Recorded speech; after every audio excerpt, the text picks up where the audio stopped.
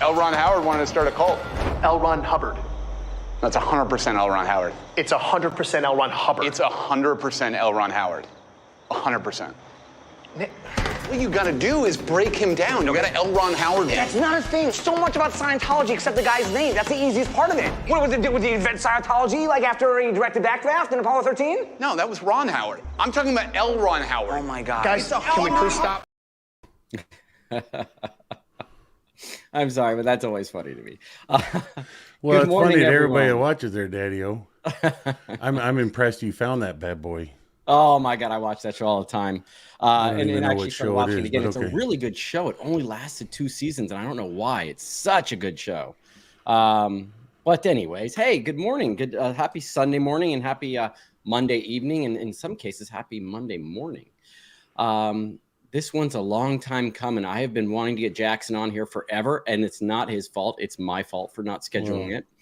No, But, it's been both of our conflicting schedules. Let's be honest. Yeah, It's a not- little bit, but mostly me. And I'm going to quickly just as I always do with my guests, kind of maybe embarrass them a little bit because, guys, Jackson has been a friend of mine for a very long time, and we walk out of a cult with lots of different experiences, good or bad. But my experience with Jackson while in the cult was always positive, and I'll explain a little bit of that later. Yeah, it was always 100% solid. That's the way It really was. And, for a guy in a position where he could ultimately torture everyone he wanted to freely, he did choose not to do so. He chose to be gracious, kind, have a big heart, and at least put a little bit of excitement into our otherwise boring lives with his Saturday morning drills, with the way he taught me specifically how to deal with emergency situations, how to stay calm when someone's injured, the many things that I've actually still used to this day, and I'm always gracious he taught me that. Wow. Besides that, guys, he's also a Dodgers fan, which is a bonus. Hell to the yeah, baby. And I'm going to pull something up here, guys, just in case True anyone blue all the way through. did not There hear it the is. news. There it is. Ohtani is a Dodger. Matt Elliott at SPTMAA Canada. Ohtani is a Dodger. So it looks like Wow, you yeah, guys are going to that's have to right. come south to see the game. DDA. Yeah, Yes, that's, I am super excited about for that. any true ball player fans out there, that you all know what it's like when you get a good solid player added to the roster and what it means for the upcoming season. So we'll see. It only plays out. Money's one thing, talent is the other. So That's right. I actually have relatives relatives that are Rockies fans, and they texted me last night complaining and then said, if we don't change our pitching, we've got no chance anyways. Oh, yeah, but, whatever. but I said, hey, as long as you're annoyed by the fact that we got Ohtani, I'm happy. We won. All we got to do is finish ahead of the Padres and not get beat by Arizona, and we're good. And then Houston has to lose, and we're set. Well, there's a lot of challenges. Everybody's roster is a challenge one way or the other. So true. It's the whole point of it being a game.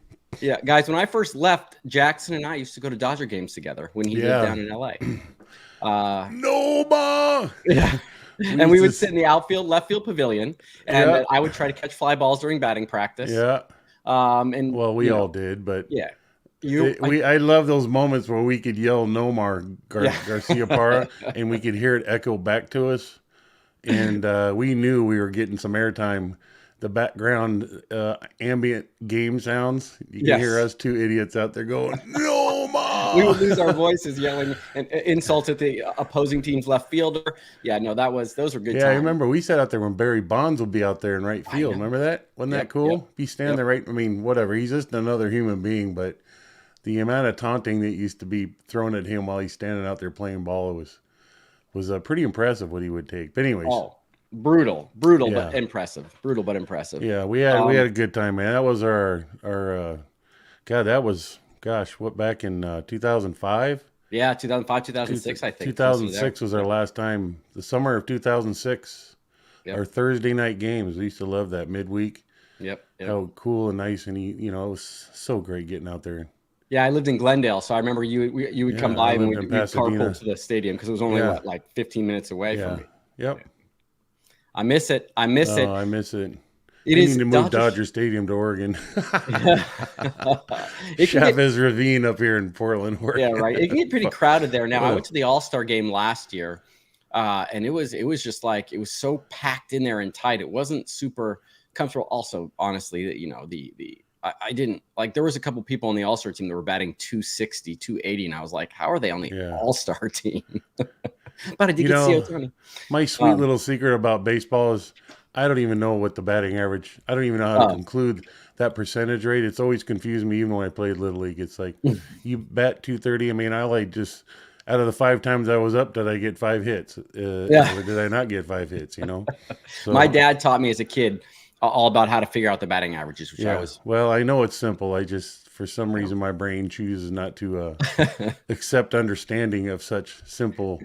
It's just how far you hit the ball, how far you crushed it. Yeah. Whether it makes it through the infield and I'm standing on a pad. That's right. Yeah, I even remember playing softball with you up in Glendale one time. Hell yeah, man. That was a fun time. I mean, I played that, God, almost from within the first month that when I arrived in LA, I joined a softball team, not realizing what I was getting into, but joined the Glendale Softball League and played that every weekend, every Saturday for 7-8 years till I moved up here. Yeah, no, it's fun. I mean, if you were down here, man, you would be on my Malibu team in a second. Well, I'd love it. I miss the old unlimited arc under a slow pitch softball. Yeah. The outfielders would back up so far when you came up that I would try to bat after you. That way they stayed out there, and I would get all my singles just dropping right in front of them. Guess where DeMarinis are made? Oh, some of the bats now are so loaded. But guess where they're made? Where? No, Portland? Hillsboro, Oregon. Yeah. Oh, you got to go up there. You got to go up there on a day when they're getting rid of ones with slight defects. And old season to new. Dig around the dumpster. Anyways, I was thinking. So we've been wanting to look talk at that Wonder Woman's in here. What a fabulous name. Oh, she's awesome. Wow. Yeah, she's awesome. Yeah. Just, I was trying to think, should you tell a little bit of your story? But I kind of think, it would be presumptuous of me to even think that most people don't know your story. But if you did want to put it together real quickly, like in a minute, just say where you were, where you came from. Well, and then we can get right into it, just in case there are some new people. We are going to have a lot of Reese's Pieces in here, and they may not have had a chance to see you yet. So if you want to do that. Moment of silence so we can hear the little foot stomping in and send the final step up onto the apple box. He's joined us today. Oh gosh, see, there's people who know about my story because there's some reference to Barrett Oliver. So, the listening crowd here knows a little bit about my background. Well, let's just say I got to the Ant Base years before Sterling did. I'm not even sure if you were a thought in your dad's tidy whities, but 76. I was born in 76. Oh, okay, yeah. So I was already at the base. I arrived at the base in 82. Sterling and I aren't too far apart, but there in terms of being at the Ant Base, I got there in 82, and you showed up at the Ant Ranch. What, in the late 80s, early 90s? I want to say either 90 or 91 is my guess. So shortly at around, well, I mean, if you got involved in the drilling, so that would have been after 1990. So yeah, I think it was 94, 95, 96. I was in drill. I would do the drills with you guys. I actually have a picture of me and some of the SEMO Gold crew doing our hose drills. You actually have a picture of that? What? Yeah. You actually have a picture? I do. Wow. Do you have it for today's entertainment? I can look for it. You're telling me a little part of the story if you want. Well, no, we'll do it some other time. But holy smokes, there, Sterling. Yeah, wow. I mean it's just myself, Roanne, and Sabran Walker, and the cute little French lady. I forgot her name, but anyways, yeah, just you could see I'm holding one rolled up hose, and we're running out to throw them out and roll them out for our drills. Yeah. I'm wearing my Jordans, but yeah, that was a day when you were running drills and we were doing our thing, so it was pretty awesome. Yeah, that was a moment in my life in the Sea Org, I gotta say. Well, I arrived at the base in 82. I was just a young little punk, 15, 16 years old, and started off in the cinematography division. First work in sets and props. I don't know if you knew that. I didn't. But when I started in sets and props, it was Jim Pettigrew, Dave Long, Kevin McGowie, and Gabe Olagi. and me. And I kind of arrived at the same time Battlefield Earth was being promoted. Norman Starkey was part of ASI, Author Services Inc., Incorporated, promoting L. Ron Hubbard's written works. And there was this festival that was being put on. It was a modern day at the time called the US Festival, which was the newest, latest, greatest attempt of reliving Woodstock, but with modern day artists. And just from that event, I got to see Stevie Nicks. The Clash was there. U2 was there. That was early on in their career. Tom Petty, all the big names at that time. Pat Benatar. Anyways, you could Google it, see who was on the thing. But I didn't get to see the entire show. But nonetheless, I was there for the entirety of that event. And then shortly after that whole fiasco, because there was a whole story to be told simply around that event and the days leading up to it and the days following it. Kind of a historical little event in Imp Base, Sea Organization, and ASI history. Anyways. Which I know nothing about, to be honest with you. I've never heard about that before. But again, I was just a baby at that time. That was the first time I got to see Fleur. Oh. Yeah. Fleur got to run around in a bikini, and you know what that means. Yeah, that was a young kid running around. Seeing that at the Imp Base was definitely. And Fleur was the one that flew me the first time I flew to LA to see my parents from Florida. She was the one that actually flew me. Oh my gosh! Took me as I must have been 7 or 8 years old. So we divert. Yeah. Something Sterling and I share was the eye candy that we got to enjoy that ran around. But anyways, so I end of 82, fall, winter of 82, security was being developed. It was being seriously established in the Sea Organization officially, which I became quickly part of. I was part of the initial Imp-based security force. Well, I can't honestly say that because Matt Pesh, Kenny Siebold, Jim Cupp were the original guards wearing uniforms. But in terms of a security force and the idea of security being established and an arm of the church to be used for the sole purpose of having a security representation to the outward facing image of the Imp Base, I was part of that. So do you know why you were selected, Jackson? Out of curiosity. I do, because my dad was a retired police officer, and that was drawn from my life history. And the apple falling from the tree means I get to also get involved in law enforcement. You also weren't a very small statured person. At that time, I was just, I was like you. I was just a skinny, tan kid. Well, there's no way. You must have been at least 6 foot. At least. I don't know. I don't think so, because I think I hit that stride later on. I just remember when we officially got brand new uniforms, which you may remember, in the Sea Organization trunks and everything, all the staff got all their blues and whites and all that. Well, with that we got brand new security uniforms, the khaki, and the official new patches, which you see nowadays with an official badge and Sam Brown belt and boots. Which I'll never forget. I mean, it's always an image. You guys were always in khakis. Yeah, and we had officially a jacket. A jacket provided us so we could stay warm during nights and winters. That was just that little thing, just that little gesture by the Sea Org of affording us jackets to stay warm was something completely new. Well, who was someone manning security when you got in there? Yeah, I ran programs a lot. So it was managed by Kenny and Kenny and Matt until Matt wasn't in security while I was there for a long time, because he was part of the original RTC Conditions Order 1. Right. That community of evidence that was being held against Dave Mayo and all these other technically advanced staff at the base being held accountable for some sort of something, getting in trouble for something they weren't in trouble for, and changing their life. And the staff were set up to be on a rotating basis, that on Tuesdays at midnight, Joe would hold this watch position, and he'd do that once a week, or however. We would just rotate through Sea organizational standards of establishing this watch quarter station bill, where you as a Sea Org member always were at the mercy of anybody's decision to establish this duties as otherwise required fulfillment that Right. you find in today's working world.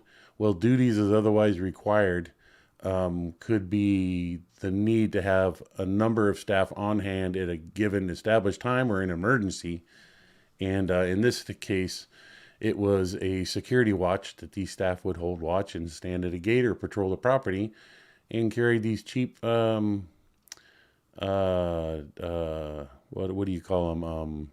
Baton, Yeah, flashlight. they're cheap walkie-talkies, CB Okay. radio, handheld CB radios. 6-foot antenna, big old block of plastic with Yeah. a ton of batteries in it.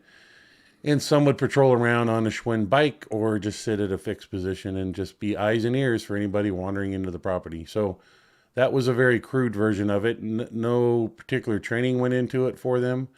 Just the, if you see something, say something. Right. There right. wasn't a lot of external attention put on it, but it was established simply because of the initial theft that occurred down at the greenskeeper's house, the GK. Were you, if you don't mind me asking, were you when you entered the security force, Jackson, who was the security chief? Was that Kenny Kenny Siebold? Siebold. Yeah, Okay. Kenny Siebold had always been the security chief up until 1990. Right. And Kenny Siebold, when I arrived to Golden Era Productions after the ranch, he was the sports field IC. Yeah, and he also would come out and teach sports sometimes at the ranch. Can I ask you, did you have a good relationship with Kenny Siebold? Yeah, he was my best bud. I mean, we got along great. He and I got along fantastic. I just considered him another brother with a different mother. Because I had a very close relationship with Kenny Siebold as well. We were Key to Life LOC twins, and he was always one of my favorite people. Yeah, on really the good, genuine guy. Always cut. Good looking guy. Wouldn't mind a little whipped cream with that hot chocolate. He was into physical fitness. He just looked like a man's man. Had a demeanor about him that was really calm. He was Midwest, right? He was from Ohio. From Ohio. Yeah. And he also was just a nice person. He was just another one of those people and actually very funny if you got to know him. Yeah, and very rare would you see him ever get upset. Yeah. But he did. I know he's there and we've seen him on some of the shoot crews when people have gone up to protest, which is unfortunate because there's another person that I would love to see leave. I would have loved to see him leave years ago, but yeah. He's also in what I call the Ant Base yearbook. You have a yearbook? I call the Ant Base yearbook this. Oh my God, you have that? Yeah. Is that the newest one? No. This is the one from this is our yearbook, buddy. This is the so I'm in that one then. First edition, the year in which we all were used as still photographs. But yeah, he and Becky, remember I think he's in the back or in the very front, but pull that up. And guys, while Jackson's pulling that up, Jackson, I've been looking for that. There's a picture of me in there falling asleep as a student. Yeah, I think you were wearing like a sweater. Yeah, I was wearing a horrible sweater. Everyone in the chat, thank you for tuning in here. I really appreciate it, and we are going to definitely do some Q&A at the end here. But yes, I really appreciate everyone in there, and we're definitely do some baseball talk too. Let's see. There is my brother, Kenny. Is this when he's Jesus or? Kenneth Siebold. Yep, that would be him right there. Yep. I forget who the lady is. That's just a dude. That's Becky Morton, remember? Ah, yes. Clark Morton's wife. She was another cutie. Oh, my God. People, I don't say all this because I'm perving out on them. It's just there was definitely girls that ran around that were definitely easy on the eyes. Yeah. That was that was Kenny Siebold. He was in security and had always been. And initially, it was there was a lot of direction and hands-on effort by church. The church attorneys came and spent a lot of time with us, informing us and drilling us about the to-dos and not-dos. Strangely enough, there was never any legal direction on what's right from what's wrong in terms of representing the church. We knew the only thing we were directed to legally was to not touch anybody. And if they touched us, they were up for a battery. And you may have heard, I don't know, it depends on how much our listening public have watched other videos, but there was this recent video of between Aaron and this gentleman that follows the LAPD and then ran So across I was bumped heads about with to the, mention that, yeah. Jackson. And Go ahead. Go ahead. in it he discovered that it was a double standard by the church that they could touch you, but you can't touch them without serious repercussions. And it was just kind of this natural exposure of this long ago established idea in the security guards' minds that you are the aggressor. If they touch you, you aggressively go after them in terms of enforcing the legal law. Whereas if you touch them, it was instantly stated as being an innocent occurrence and downplaying what they were taking advantage of, which was simply the battery factor. And you battered them, well, they battered you. I strongly remember it because my first time was with Bent Corden, who is a current fellow ex-member of ours, but he was a long ago original outspoken critic that would show up at my gates and protest and stand to have a voice be heard. But he showed up and I was holding my hand in front of a camera. He was trying to take pictures. Right. And my hand bumped his camera that then bumped his eye. He called the police. The sheriff's out there, had me arrested, citizen's arrest for assault. And then I did the same thing to him and we both got arrested. And I was sitting in the back of a Riverside County Sheriff's car, handcuffed, just outside the old main booth looking in. And Marty Rathbun's in there with Kenny and other guards, and seeing them dig in their pockets trying to come up with bail money to get me out of jail. But anyways, that was my early on occurrences with security. And I remained in security from late 82, early 83 up until 1996 when I was forced off of Your position. off as security chief by Dave Miscavige himself. So I want to ask you about that particular incident with the Scientology audits guy, because I don't know if you probably saw most of the video with him and Aaron. One thing he mentioned, which was fascinating, was that he didn't really have a desire to continue to harass or audit Scientology, but one of the security guards had come out on one of his first protests or audits and had called him a really bad name and made it a pretty digging insult, and then that got him going. Right. And he said in the video yesterday that they even tried to say, if that guy apologizes, will you leave us alone? And he said, no, we're already at that point, which I find fascinating. And I wanted to ask you about that. Levying an insult towards someone that's protesting, I can't imagine that's something that you guys were told to do at any point or that you would have done necessarily. What's your opinion on that? Well, I would have acted on the best interest of the church. So yeah, I would have done the same thing and had the exact same what I call the numbed out attitude. The stuff being told to me, all I'd hear is la la la la on whatever they spew out Scientology, OT3 But stuff. would you have advanced. insulted him? Would you have made it personal? Yeah. Well, I wouldn't have gone so far as being as bold as what came out of that one guy's mouth. Yeah. Because I knew whatever I'm saying, I had this live filter in my mind of can say, shouldn't say, won't say certain things. And no, I was not there to treat them as though they're peasants, type of spit down on them, look down on them. It's just, I learned early on, the way I was taught was just to be a neutral. I'm just a security guard that pushes a button which opens and closes a gate. And I don't have any knowledge. Surprisingly, you'd think I would, but I don't. And that type of attitude, camera stuck in your face, and just people, at that time period, the aggression was not a physical one. It was more out there just verbally exercising what they wanted to verbally exercise. And that was pretty much it. And then keeping the staff inside and keeping them out of contact with any base staff member. Whatsoever, which is the lockdown, when we were there, if there was a protester or someone on the grounds or even the highway, we were made to stay inside the buildings. Yeah, that was a policy and drill long ago established before you got there back in the 80s. Okay. That it was our job to go around, notify the staff, get them inside, and that's what we monitored. In case a staff member was not informed, they find themselves wandering, doing their job, going between buildings or outside doing gardening. It was our job to see to it that there was no visibility, no availability, whether by visual contact or verbal contact to our staff. And the right simplicity. when I got there, you guys already fortified the property too. I mean, it was Yeah. you had fences everywhere. You had the fence Yeah. shakers. You had the lights. I believe before '93 it was a little different, or even maybe '90s when the renovations happened. I don't remember because I was at the ranch, Golden Impressions Ranch. But I believe that there was some open gates previously. When I got there, the place was locked down. Yeah.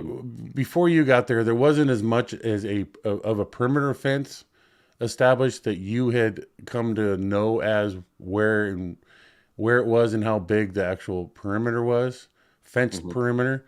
It wasn't as big as it was. It used to, I don't know if you remember it just being out back of MCI by the dike that used to be back there. And it was just on the backside of that. And that was as close as the fence ever got to any of the buildings per se. Oh, really? When the property was fully designed and developed into what it is today, the fence, the perimeter fence, I was part of the crew that had to figure out where it was going to go and where it was going to be and why it was going to be, because a foot out or a foot in was a 5-10 foot addition or subtraction from the total chain link fence required to install. So we had to figure all that out, how much chain link was needed, how many vertical pipes, how many holes needed to be dug, the whole 9 yards. So Right. and then of course all the electronics, the wiring that we installed with the fencing, from the underground microphones to the fence shakers, the infrared sensors, and the lighting and the cameras. So initially we didn't even have cameras. The initial build out of the system we had no cameras. Really? Yeah. Yeah, that's hard to keep track of a property like that.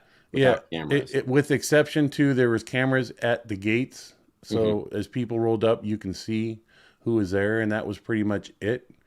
The real expansion of the cameras came about from the drive-by shooting that we had. If you remember that having happened. Was that when I was there? And before you continue, Jackson, I just want to make sure everyone, just because we are talking about a pretty expansive and large property, and just so you get an idea, if you guys go to Mike Brown 101, he did a video a couple weeks back where he has a bunch of detailed pictures showing this entire property and the security system that's put in there. Oh, wow. And just so you guys can get an idea of what Jackson's talking about and the expanse of a property that he was the security chief for, and he had to maintain and keep secure. It is an unbelievably large property.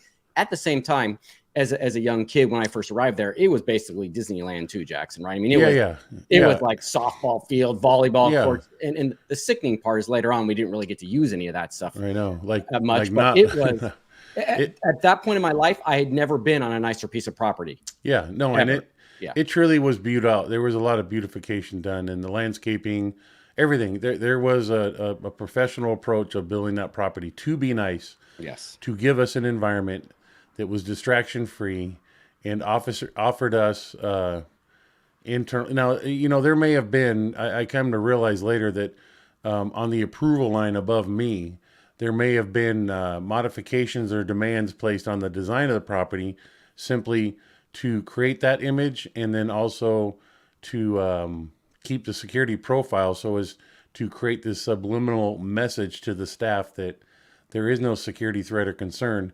The idea is to create a safe, distraction-free environment, which was part of the messaging of the build out of the property, to have a distraction-free environment. That was my ultimate goal. That was always ringing in my head, that my goal is to have a distraction-free environment for the staff so they can get on with their duties and their job of clearing the planet. So clearing the planet is, for new listening ears, is Scientology's ultimate goal of getting their spiritual, getting everybody of planet Earth spiritually advanced to having a clear mind of anything reactive and being a mental state of clear, to you don't have any negative negativism about you. You would never end up cussing somebody out or being upset at somebody or having any past memories of upset traumas. So Which that they've was, proven. Yeah, which they've proven they couldn't clear a zip code at this point.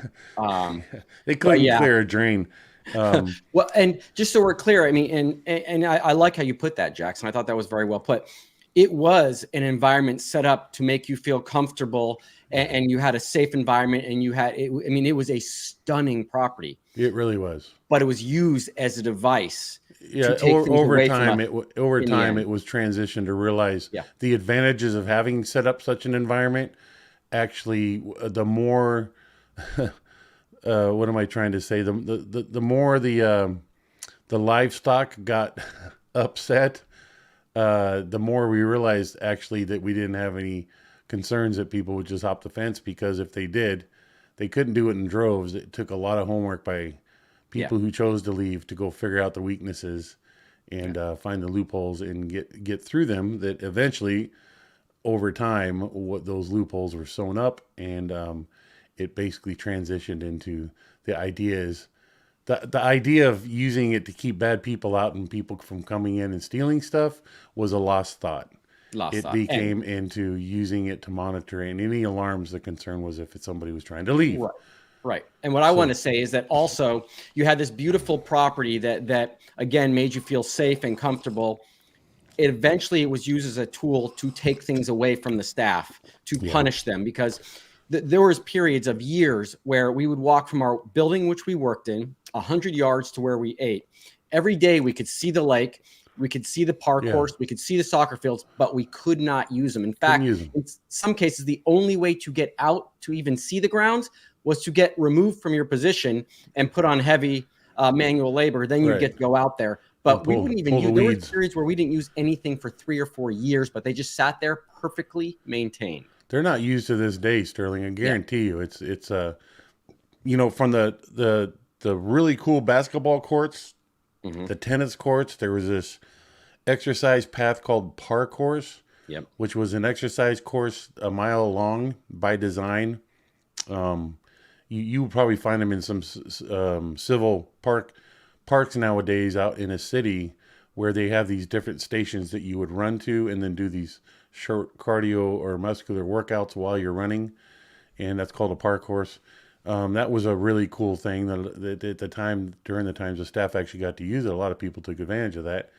And you could rollerblade out there. It was all asphalted. The entire path was asphalted.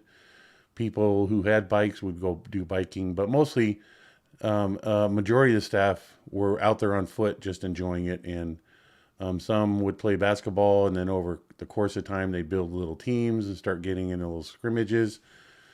But it was very short-lived. Very, very short-lived. It only really surfaced on the ability to use it is when communication came from the executives above to reinstitute life's basics of getting on a schedule in which we can get sleep, actually go study L. Ron Hubbard materials, and get some exercise. And so exercise time was built into the schedule, and so there was upwards to almost 900 people there when I left. So you had to schedule the use of those facilities, offset one division, one organization from the other. So you didn't have 900 people trying to use a basketball court, basically. Right. So, but there was time frames in which the management crew would go out there, and then they'd be out there for half an hour, and they'd shower and go to lunch and then go to work. And the gold crew would go out there, and we did ours at night. And, it was like an end of the day.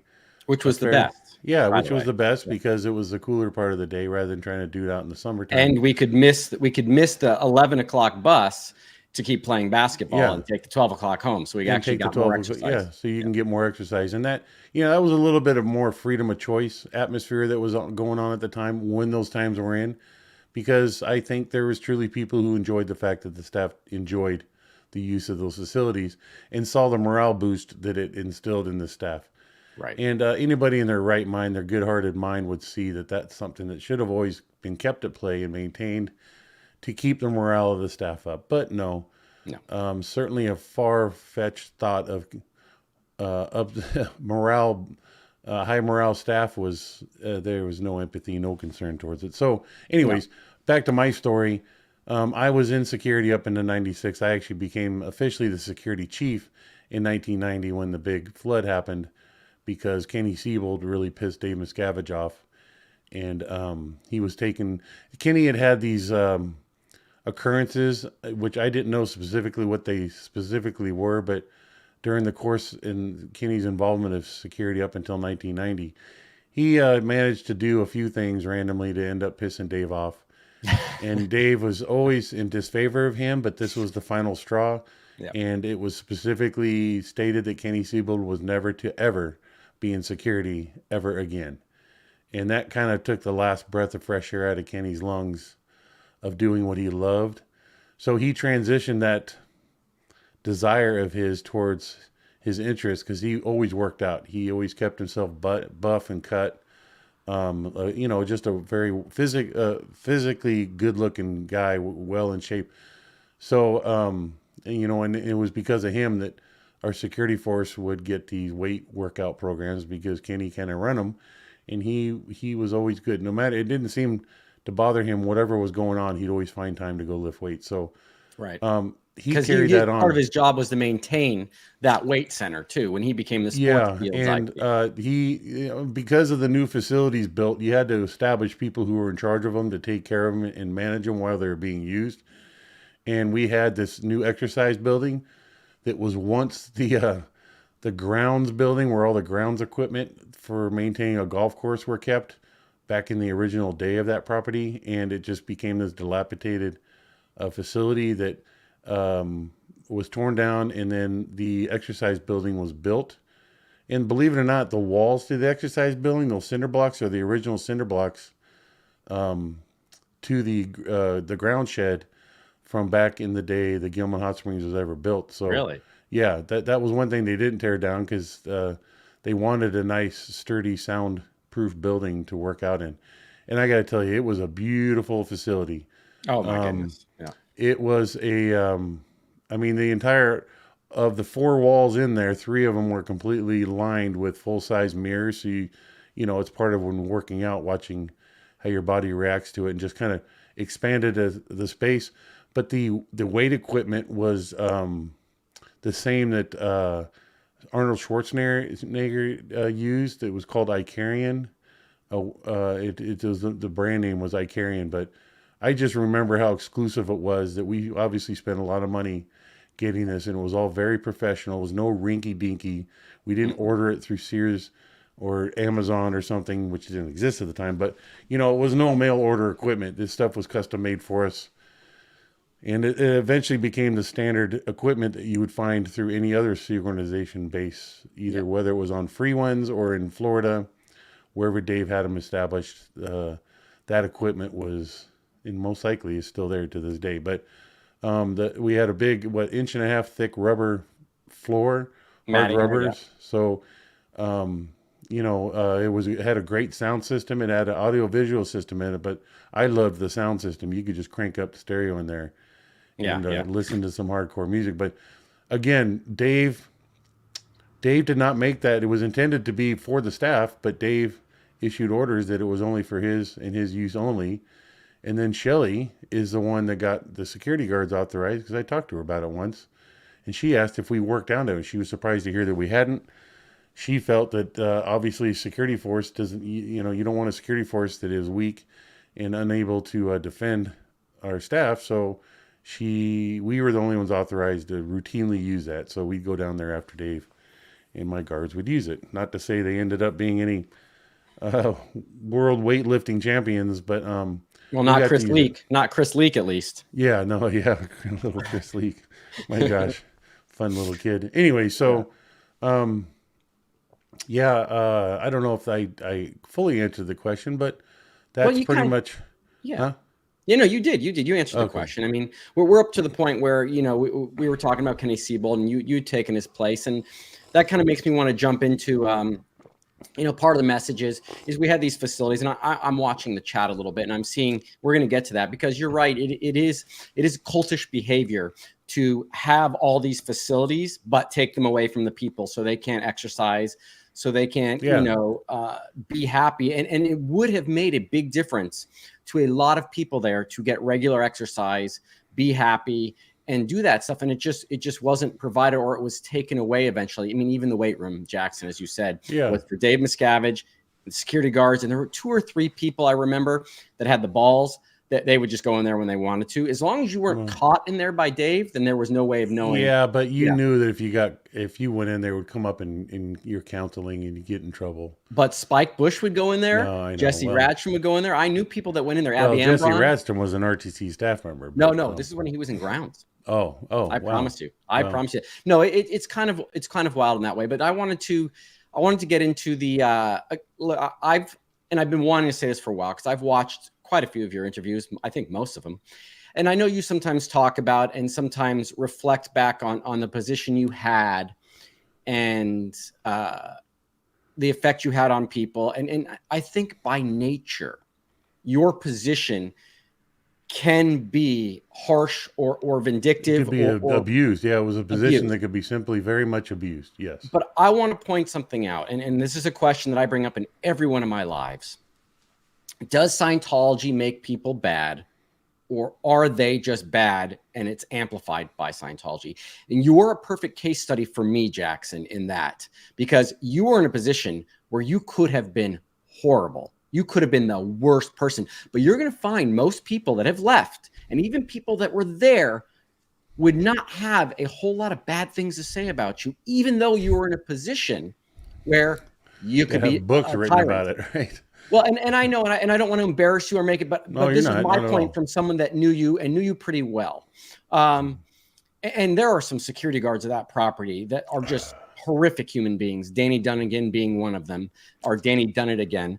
I just want to say, from my point of view, you built camaraderie with your Saturday morning drilling that to this day, like I say, I still use. You were kind, you were polite. You may have had to make some decisions or do some things that were damaging, but you were following L. Ron Hubbard policy, which is damaging. Right. But the way you approached it, you at least had a heart about it, and you tried to do what you thought was best, which is why you didn't last as long. Let's be honest. Well, yeah. I mean, I look back and I wonder my loyalty was there. I'll tell you that. If one thing didn't happen, this kind of gets talked about amongst our little crowd, that if one thing didn't happen, do you think you'd still be there? Yeah, but I think that would have led up to the next thing happening that I wouldn't have been there. I only wish that I was there to, with the level of knowledge that I now have, to start to have figured out how to capture information and then walk away with, because what information that we can't present as hardcore hands-on evidence, the only evidence that we have to now present our listening public with is telling the truth. And the stories that you hear are self-collaborating. None of us sit here and figure out, including you and I as an example. We never go, we're going to talk about this, and do you remember, and correct each other. The information just freely flows out, and it's the truth. And all we can do is tell you the truth. I wish I had the pictures that I once had to show you of some of the events, some of the people, some of the places. And it's odd that we can't do it. Well, that odd is answered by the simple fact that that was something that I had long ago established, of clearing from people's personal belongings before they actually left. And that was going through them and pulling them from that, and then eventually destroying them. But claiming any and all pictures representing the staff or the base, its geographic location, was deemed property of Church of Scientology International. So therefore, I was authorized to take possession of it and no longer allow the individual to have possession of it. And if you want to leave, we have to take these pictures. If you made a fight and a stand on your own to continue possession of those, you couldn't leave. Right. And even if you were in the final stage of that day, this is the day you're officially leaving, you had a plane ticket bought, and I'm checking, going through your personal belongings, pulling such stuff out of it, and you made a big issue about it, all it would do is end up delaying, because I can't let you leave with that stuff. So people naturally just resolved to handing it over and saying goodbye to it. Did you see that? Yeah, even Mark, my gold, that's probably Janice. and Mark. You know, and it was sad while I was standing there doing it. I mean, I could just talking about these topics, Sterling, is I find myself easily walking back in a mental state of mind of what it was like going through people's personal belongings, every pocket of every clothing item, inside the shoes, every page of every book, anything and everywhere that we had learned people stuffed things into. And, you know, over the course of time, even you probably saw that story with Mark talking about how you and I know those two people that they set up to the distraction at one end of the property, and they got stuff in through the mail lines, communication link into the mail lines that, you know, we didn't know everything to do and what to watch out for us, but eventually, you know, we learned over the course of discovery of how to improve our security procedures. And I look back at that, and I myself, you know, this yearbook I referred to, I purposely kept that because it was a Scientology book, and they would see that it's actually my best interest that I take that with me. I took it because it represented my people, my friends, and it was a pictorial, like I call it now, the base yearbook, and because that's what it is to me. They took away my high school, elementary, and I didn't go to high school, and took away my elementary yearbooks. I don't have any of that of my life to sit here and giggle and laugh with and relive and show, and be entertained myself of my own past. So Right. luckily we worked at the audiovisual headquarters of Scientology, and you know, we know the behind the scenes shit. And when I realized the gold mine that I had, I was like, I want to take this with me. Like, I'm going to be a good little Scientologist. I took Right. that fucking book, so I had a yearbook with me. And Jackson, I'm glad you did. I'm going to ask you to just, because I've been looking for that picture in that book forever. So I'm going to ask you, obviously, after, if you can take a picture of that one shot where I'm falling asleep. Ironically, that was how I looked all the time while studying Scientology. But no, I know what you mean. And I guess what I wanted to say after watching a lot of your interviews was I do see you go down that hole sometimes of regret for the things that you may have done based on the policies from L. Ron Hubbard that you were following, but you did them without vindictiveness, without anger, without pettiness. And I think that's what stands you out from other people. I really, really do. It's a plus in your character that you were even able to do that for as long as you did, and still have enough people, when your name is mentioned, most people are going to smile when they hear your name. And I'm not just trying to praise you. I'm telling you what my experience is with you. And there's plenty of people there I did not have that experience with. And again, like Mike Brown, you were another person that was in my life and then just disappeared. Yeah. I didn't know. You guys, you don't ask when someone disappears where they went. That just doesn't happen. You disappeared. And definitely noticed. When I saw you in California and playing softball, and I knew we could go to baseball games, I was thrilled. I was like, that's amazing. So all I wanted to say to you was, in my experience, I know there's some of those things. We've all done some of those things we regret, or where we could have stood up, or if we had a time machine, I know a lot of us have had that dream or that wish that we could go back to a particular incident when we were there and know what we know right now and say something different. We really do. You know, when Dave Miscavige was up just blowing everyone away at a base briefing, I would have loved to have raised my hand, stood up, and told him just to shut up. Go fuck yourself. I would have loved that moment of silence in between paragraphs. Yes. Where you could hear literally a needle drop hit the floor, and you just go fuck yourself, Dave. Yeah. I mean, imagine that, Sterling, how we're leaving. There would also be the morbid, what's going to happen now? This is like an impending serious car accident about to happen. So people are like, they want to see it happen. Yeah. And there goes that person's soul right then and there. As comedic as we can make it, it was also 100 times more tragic. The results were always going to be 100 times more tragic. But, that's just a pie in the sky dream. I've talked to people about that. It's got to happen at one of these events being recorded live that Dave cannot undo. And, those days are kind of gone because he's learned to record it and then edit it to his liking and then send it out. Well, and you But have to have a pass and a ticket to get into events now, so that's yeah, never happening. I mean, well, no, everyone, it could happen anytime as long as the right person's in the right place at the right time. But right. it's never going to see outside ears because Dave no longer allows live events because he knows Right. how stupid that is. Minimally, he can't trust everybody all the time because a live event would mean him getting served on stage and that being transmitted around the world as it's happening would shut Scientology down just like that. So to think that he doesn't have those thoughts, and that's one of the major reasons why there's no longer live events transmitted around to every org like there used to be. Now it's all it's going to happen, and then we're going to get the DVD and we're going to have a showing event to basically the edited version of said event to Dave's liking. And those, believe me, and you and I both know, Sterling, what hits a SEAL member's ears, eyes, or a public paying person looking in search of Scientology services, what hits their ears all goes through Dave.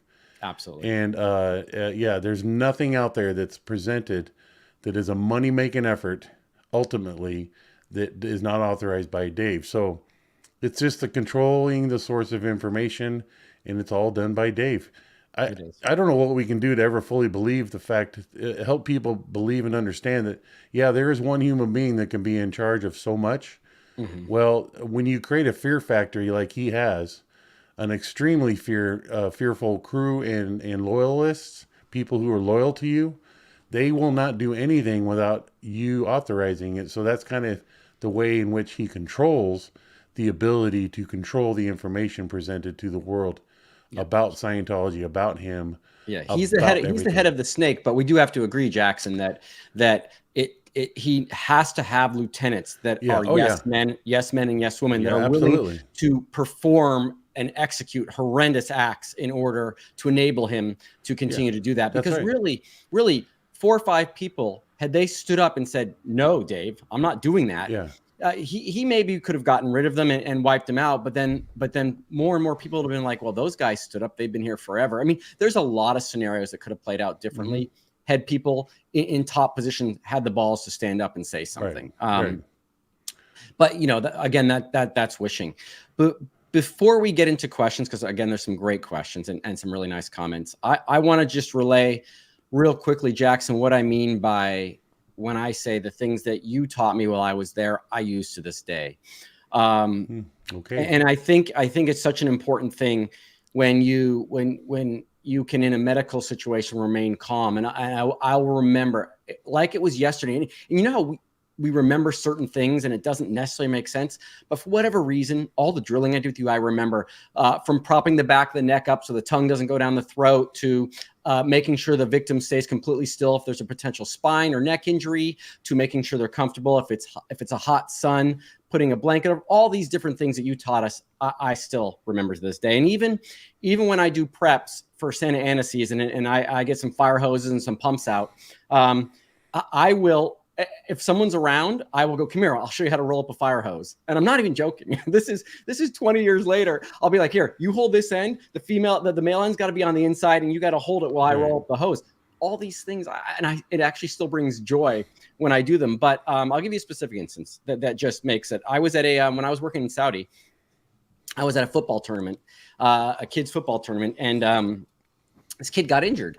And their mom was there, and they came out, and I saw them, walk off the field, and they went to the, I guess, the school nurse or whatever they had at that particular school. It was a British school in Saudi, and they came back, and the mom walked up to me, and she's like, "Sterling, I'm concerned. My daughter, the nurse just said, ice it a little bit and go home, and you'll be okay." And I remember her walking out and going, "Would you mind looking at it?" I'm like, "Sure, no problem." So it was her wrist. She had fallen hard on some turf that had concrete underneath. And I remember looking at her wrist and then just touching it, doing the assessment that you taught us to do. And I was noticing there's quite a big bump that wasn't a bruise, right where her wrist met her hand. And I'm going back and forth on it. I'm like, does that hurt? Does it still hurt? And she goes, yeah. And I go, you know what? I'm not a doctor, but I can almost guarantee you that is a dislocation. And and the nurse told you not to go to the doctor? She goes, no. She said, it'll be fine. The swelling will go down. I said, I say go to the doctor. I say go to the doctor because that doesn't look like it's anything other than that. And I did it very calmly, and I was able to just not get excited about it and do it. She goes to the doctor. I get a call 2 hours later from the mom profusely thanking me because it was dislocated. It needed to be reset. And, hey, she recovered pretty quickly from it. And she was just super happy that someone was able to tell her something that was correct. And, I mean, at that moment, I remember going, wow, the only reason I was even able to comment on it was because the training that I did with you, and that I'll always be thankful for. So thank you. How about that? You're welcome. Thank you.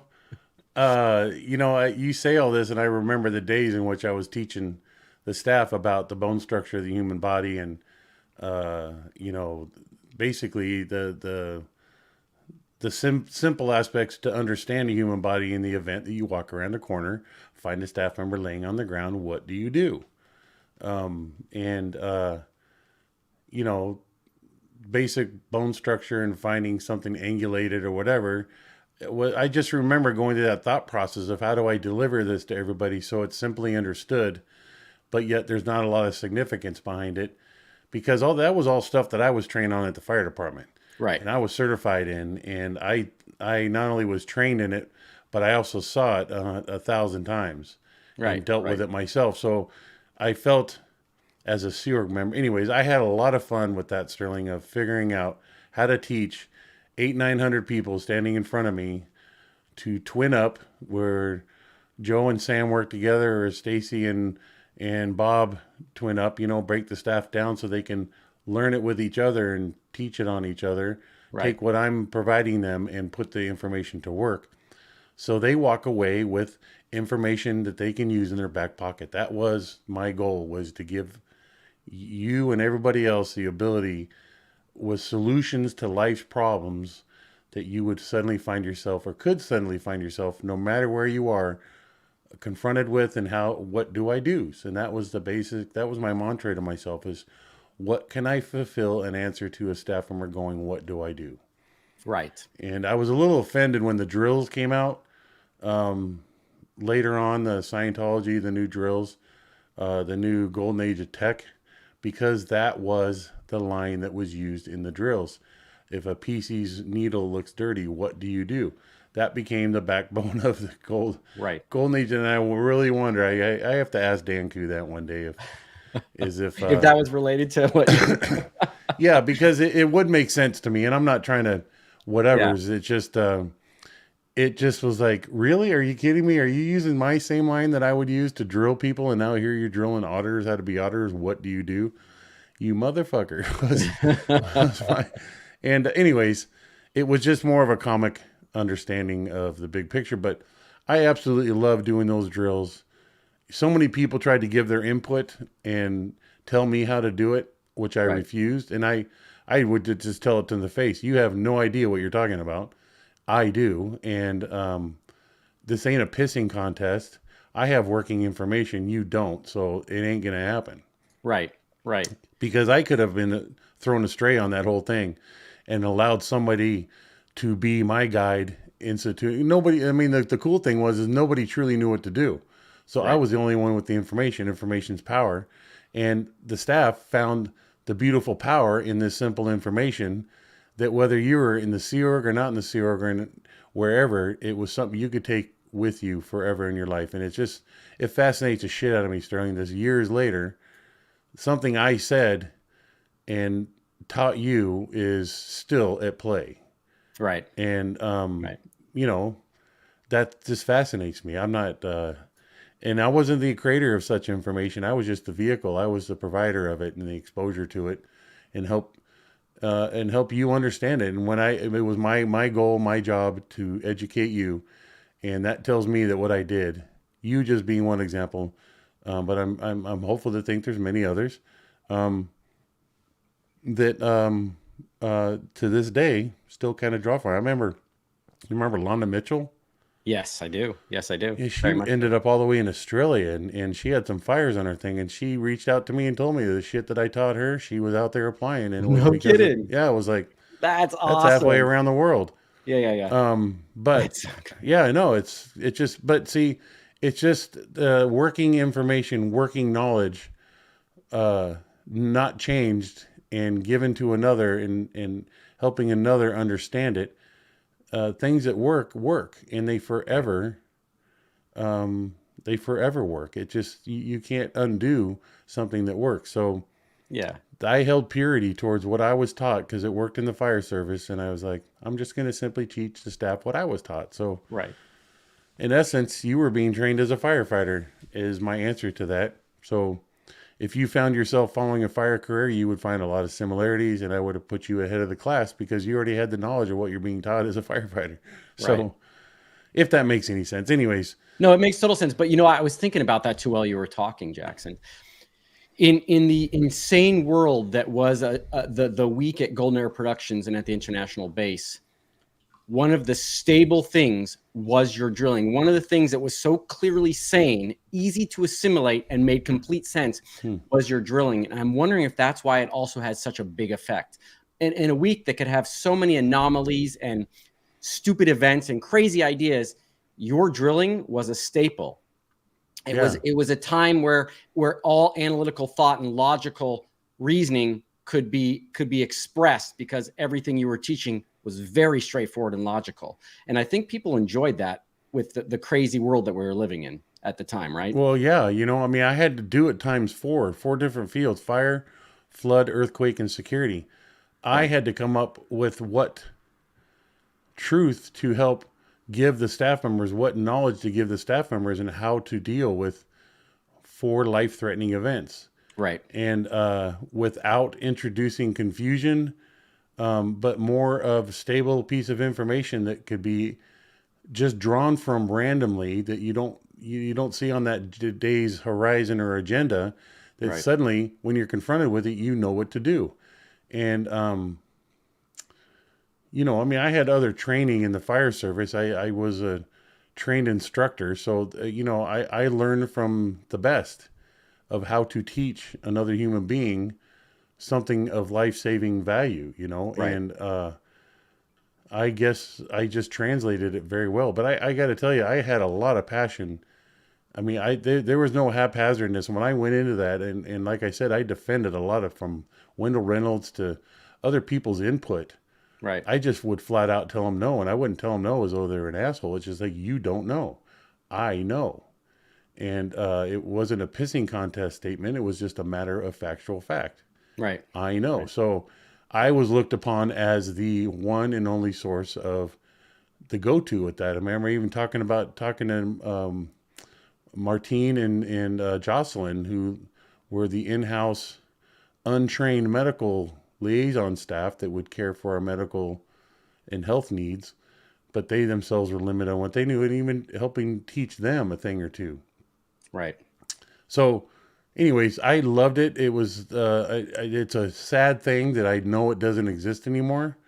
But I can guarantee you some of our good buddies that are back there, if something were to happen, at least it wouldn't happen half as bad as it once did before that training that I did, that Absolutely. They all still retain some knowledge. Whether those fireboxes and the hoses have been maintained in good functioning order, I seriously doubt it. I'm sure there's a lot of those boxes that exist that you open up full of black widows or whatever. Yeah, and the hoses are in a state of unfunctionalness. They're just not functional because of decay. Right. Simply with the O-rings that were in. I mean, you probably remember the O-rings. You had to check, make sure there was O-rings inside the connections, Absolutely. Absolutely. So, and then all that medical gear that I had bought, all those trauma bags, the backboards, Everything. everything that I put a great deal of work into that. I did have an open-ended bank account to draw from because I told them, if you want this stuff, I'm getting the good shit, not the cheap shit. Yeah. And my sales pitch was, every time we use it, I get it replenished through the fire department because I'm a firefighter and I just turned it into a medical aid and I get restocked off the ambulance or at the station. And my captain was completely cool with it, even refilling the oxygen bottles when they were used, getting more nasal cannulas or dressings or tapes or whatever. So I had this whole system at play. I can guarantee you that stuff really makes me wonder what happened and what the state of all that stuff is. Yeah, I'd be interested to know because there was no one else that was good at teaching the and drilling. nor knew the value of caring for it and keeping it, inspecting it, and making sure it was always functional. Yeah. Yeah. Anyway, Well, hey, Jackson, we got some great questions. You want to do some questions real quickly? I don't care where this runs, Sterling. What kind of time restriction are you on, or are we on? Well, first of all, if you watch any of my lives, you know that asking me about time is a useless endeavor because I usually say I'm going to do 30 minutes and I'm hour and 30. But I think I tagged some really good questions. So let's just hit those up. And then as long as you don't have to be anywhere, no, knock I them don't. out. What time is it, though? We do have games going because I was missing the Tottenham Premier League game. Who are they playing? Frick. I don't know. I like Tottenham. Let's go 25 and then we're out. How about that? I don't care when we go. Don't let my statement put us on a restriction because I really don't like the restriction. So, all right, let's do this quickly then. Broasif, thank you so much for the super chat. I'm a huge Jays fan, and going from Friday thinking he was coming to Toronto only to have yesterday. Yeah, see, I told you that. Remember, you said it was an urban myth. So there was, I think it was fake news that was being fed out there. So Brosif, I like that name, by the way. That's pretty cool. Brosif. That's right on. That's really cool. And we're so sorry, but we're also happy at the same time. Yeah. The Blue Jays had a chance, but they don't. Deep fake culture. Thank you for the super chat. Any news? Any new info on Barrett Oliver? I don't know what that's referring to. I mean, I knew Barrett pretty well, but I don't know if it's referring to. Fuck. Yeah, I don't know. I don't have any. Jackson, anything? Yeah. Yeah. Well, Barrett, he got caught up in the church's effort of me losing the love of my life. And he was the one that mentally seduced. That's why. Now I remember. Mentally seduced. Okay. Well, yeah, you guys, if you haven't heard that story, you can go to Jackson's channel. He does talk about. Well, I don't know if I fully did. I don't know if I've really told it. Now I'm remembering. Maybe you didn't, but we're not going to obviously cover that whole subject right here. That would take a little bit longer, but thank you. Yeah, it would. Anyways, I do not have any update on Barrett. I would be morbidly curious, but I haven't sought out to figure out. What I do know is that guy never hooked up with my ex. So that was my success. That was my goal. That was a threat. That was a bean I placed in his deep soul and brain to never have happen because he knew that if it did, I would come out of the shadows. So anyways, that's all I have. Sorry I can't answer that question, ma'am. No problem. Elena Rainerman, thank you for the super chat. You can tell the core, the good heart these two guys have owned from birth. Kind hearts. Well, thank you so much. Thank you, Elena. Yeah, I think you're more to Jackson, but thank you so much. You little punk. Matt Elliott, MASPTV Canada. Thank you so much, Matt. Congrats to the Dodgers. Yeah. But you can't buy a World Series. Oh. Well, that's so true, and I agree. It's just you can buy talent for a good, strong lineup, and that's what was done. Yeah, and it's going to be entertainment, but you're right. You cannot. Yeah, I mean, the Dodgers won 100 games last season and couldn't beat the Arizona Diamondbacks. Look at Aaron Rodgers. What, 2 minutes into this great career for the Eagles, and he's out for the rest of the season. Well, that can happen with Ohtani. So yeah. He was for the Jets, but it's brutal. Yeah. Okay, one of the favorite here, Blake Reed. Thank you for the super chat. Sterling, who is your favorite baseball player? Gosh, for me, that's a hard question to answer. What? I'm easy. I'm Willie Mays. My first go-to favorite, Steve Garvey. That's okay. The original infield lineup: Ron Say, Bill Russell, Davey Lopes, Steve Garvey, and Yeager behind the plate. Yeager, that was the best infield of the historic Dodgers. Yes. Okay, John B. Thank you so much for the super chat and the $5. I'm not saying those words out loud. That's like saying Voldemort out loud. But thank you so much for the chat, and I appreciate it. Appreciate your passion for your team there, John B. But yeah, good try, though. Good try. Good try. Sucks to be you, but anyways. Metalhead, thank you so much for the super chat. When people escape int base, did guards walk by their side and talk to them, or were they putting hands on the escapees? Good question. I would say 80% walking, 20% hands-on. Fantastic. Well, I knew my limits. Just as a human being, I could not physically force somebody to do something, but at times, for my own survivability, somebody was 8 seed, which is the Scientology term for training. Yeah. Blake Reed again. This guy is a regular, Jackson. He's awesome. He has great questions. I love that Sterling can't stop laughing at his intro. It's true. I cannot. It's funny every time. Sorry. I'm surprised the church hasn't gone to whoever created that, the Right? joking and degrading aspect and sued him into oblivion to threaten him. Yeah, right. It's so good. It's so good. John Shostowski. How about Jackson on game night? Well, how about Jackson on game night? I would love it. I sit there and go, God, I would be so. I feel like it'd be productive. I know there's a lot of people wishing they could be part of it, so I don't want to get in the way of anybody else. But you know what? I would love it. We're developing it. We'd love to have you. I just think it would be another Mike Brown scenario where you're going to lose the bad people game because people know they're not going to vote for you. I would just love having fun because I had a lot of contributive answers, but I tried to get a hold of Double Aaron and freaking Tool Bucket won't call me back. I don't know what I've done. I don't know if I've pissed in his cornflake somehow, but he won't call me back. Aaron, Double Aaron. Oh, call him again. He's busy. He doesn't pick up the phone for me all the time. He sees my name on his phone coming up. The dude.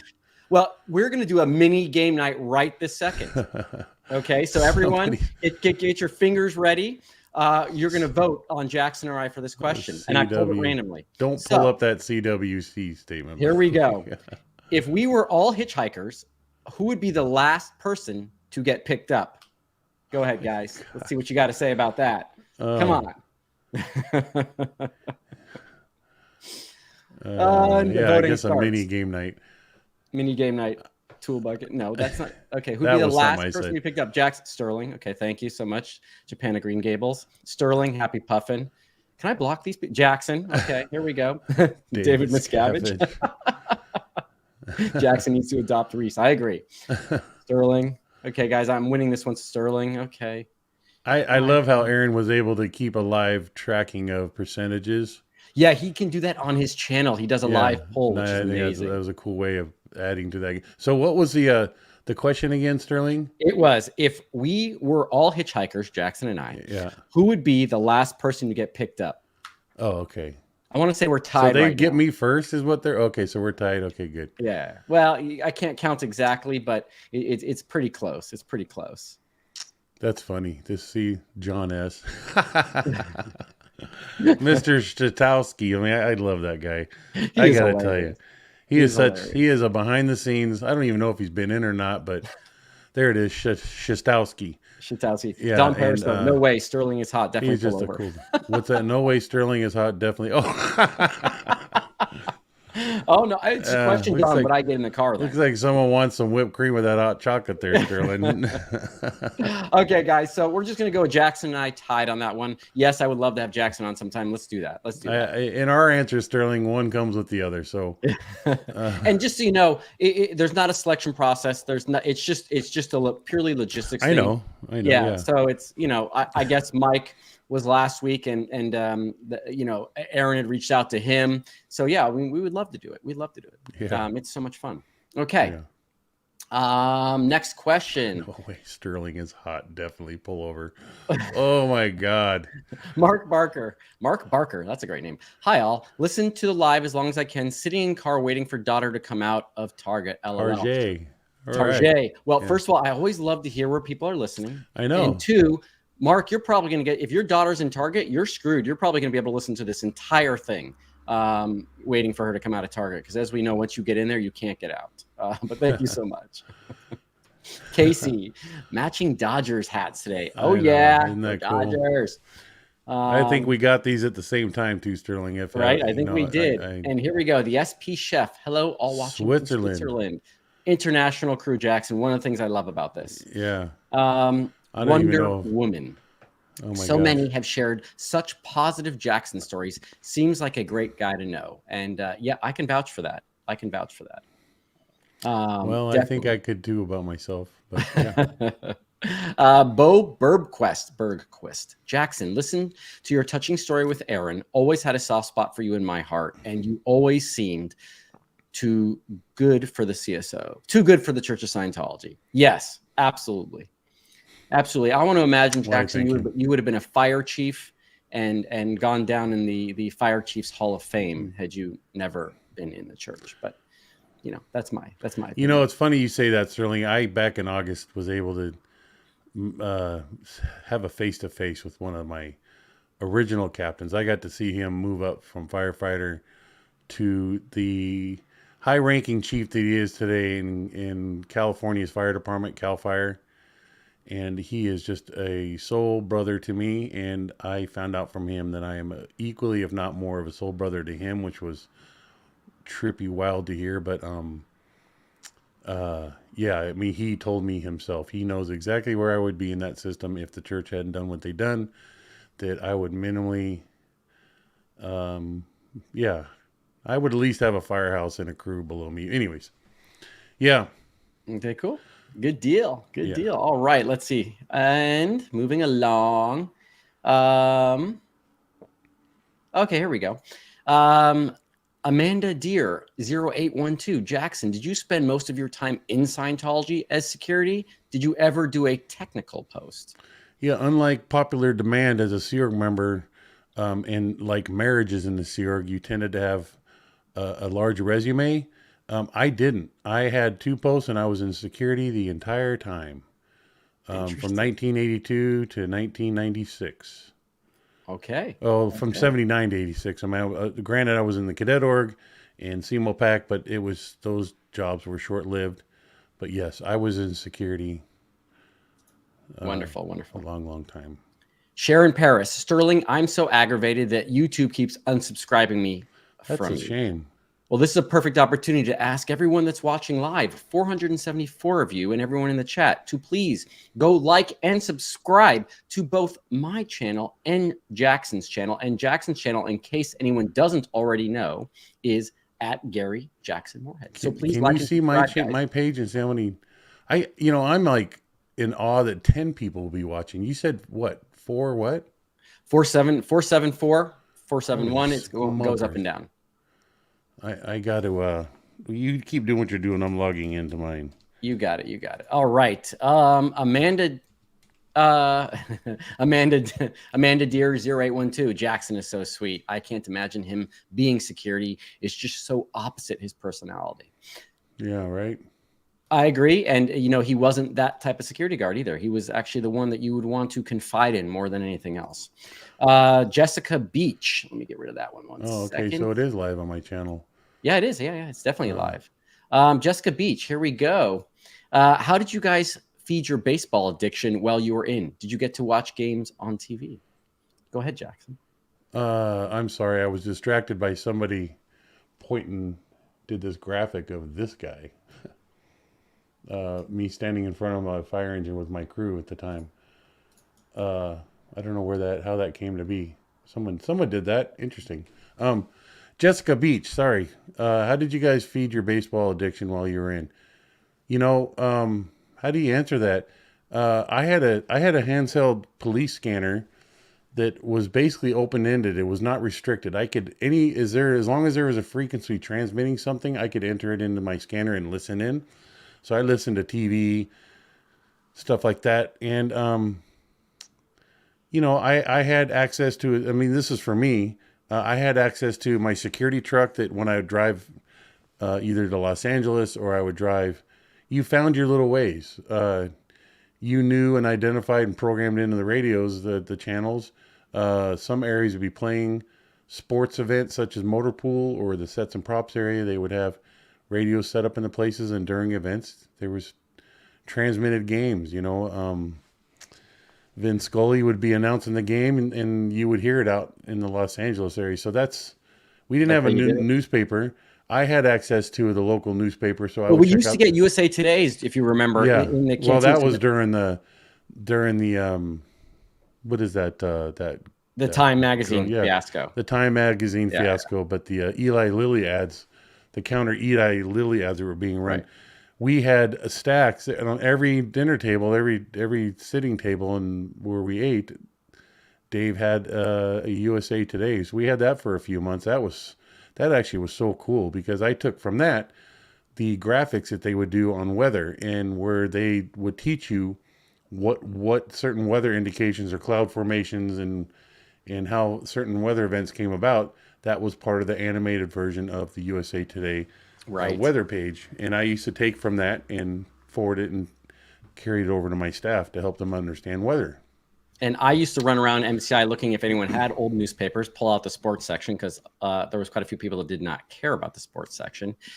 And I would sometimes, I remember in 1993, I had a portable radio. And while I was cleaning the pool up at L. Ron Hubbard's house, I was listening to the 1993 World Series between the Phillies and the Toronto Blue Jays. And then another time while I was there, I did have a beeper that give you a Motorola beeper that gave you updates on scores. So during course, I would sneak into the bathroom and then check an update on the scores during the playoffs or the World Series. Yeah. So to each our own on that. And then when I was figured out our ways. Yeah. Yeah. When I was on watch at the housing properties off the property, I could sneak by a radio and I would listen as I walked around the properties with my baseball bat in my hand. Back in August, I went by Kirby. Yeah. Yeah, strange seeing that facility. Still there. Okay. Good question from Amanda Deer again. Amanda Deer 80812. Jackson, was your job more keeping people in or keeping people out? Which one had more emphasis? More emphasis was keeping people in, and that transitioned over the course of time. Mostly because more and more people started expressing interest in leaving or became a quote unquote identified as a security threat. And I had more traffic on my lines, traffic meaning an increase of perceived security threats, whether it was a staff member or outside. But yeah, we never had many people coming over the fence. I had created such a safe environment that even the local sheriff's department came out, and the watch commander actually said in his jurisdiction, this is the safest section of his jurisdiction statistically. And he wanted to see how and why we were able to achieve that. And he kind of would show off the shit that we had in the booth and how good the guards were. I mean, I made an effort, aside from Danny Dunnett again, to have a bunch of good guards below me, you know. I don't think there's words, Jackson, that could describe Danny Dunnigan appropriately. That guy is just a unique, evil, bad human being. Yeah, I mean, you are not going to find a single person that has a single good thing to say about that guy. Yeah, and I couldn't. Yeah. Anyways, okay. I tried to do next all one. I could have been. Here we go. Wonder Woman. Sterling got busted on purpose so he could have access to the volleyball court. Yeah. Kind of true. When I was in grounds, I was able to get out all those. And we actually did, Jackson, after you left, I don't know if you know this, but we did start a softball team and played in a local league, and also used to play the Native American tribe. Well, I was part of that. Yeah. When that was a whole PR thing. Yep. Man, those guys used to kick our asses. No, we beat them. We beat them one time. Well, what, fast pitch or slow pitch? Fast pitch. Yeah, see, we couldn't stand up against that. Holy shit, those guys. No, I put together a pretty good team somehow, and I don't know how, but we did. What year was that? What? What year? That had to be 1998 or 99 is my guess. Well, I was part of that. I mean, I may have not been to every game, but I was, was Holden the skipper? Holden was not the skipper. No, he was just the organizer. I wouldn't let Holden near a baseball field.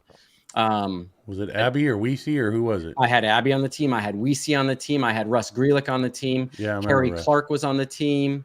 Okay. Yeah, that had to be maybe it was during the time I went to the Incom mission, because it must have been. Yeah, you weren't there because I would have remembered you. Yeah, and I would have definitely been part of it. Yeah, they would have intentionally walked you every time.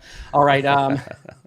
Here we go. Human question. Sterling and Jackson, what are your favorite baseball and/or basketball positions to play?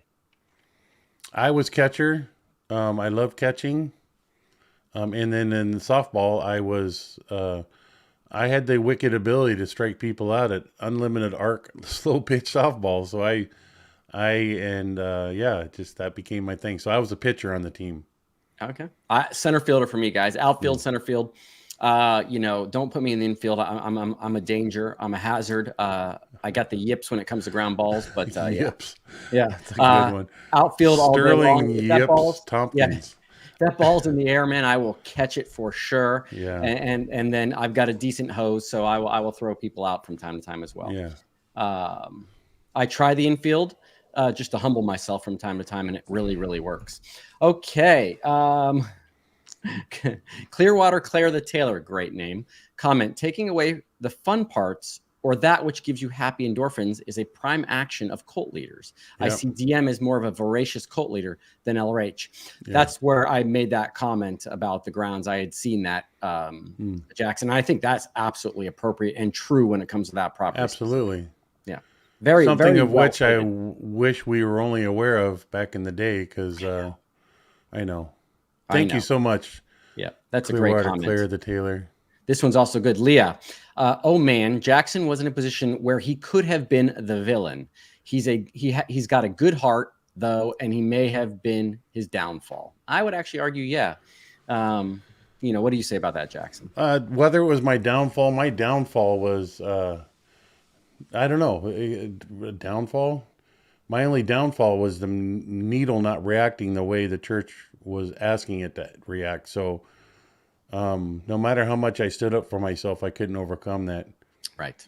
They would believe the meter more than what came out of my mouth, the honesty that came out of my mouth. And that was part of the, I guess that would be my downfall, was not being, I mean, you Sterling, I mean, we all learned what it took for us to stand up for ourselves and fight for ourselves. And that became the ultimate fight that you never imagined that you would ever be fighting for yourself. So thank you, Leah. I mean, yeah, I'm, I know that that's not the true Leah that I know, but that's a Leah that understands the things that we talk about, which is simply the truth. So her question is derived from us and myself and you telling the truth. So she gets it. She did. Great question, Leah. Yeah. All right, Wonder Woman, Sterling, thank you for having Jackson's back. You're welcome. It doesn't take much to have Jackson's back. That's just a natural reaction to someone with a big heart. So, there we go.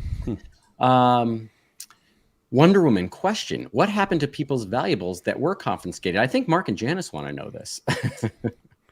Well, I know some of it was pulled, and whatever was of interest to RTC was taken up to RTC. The loose shoes and random socks and,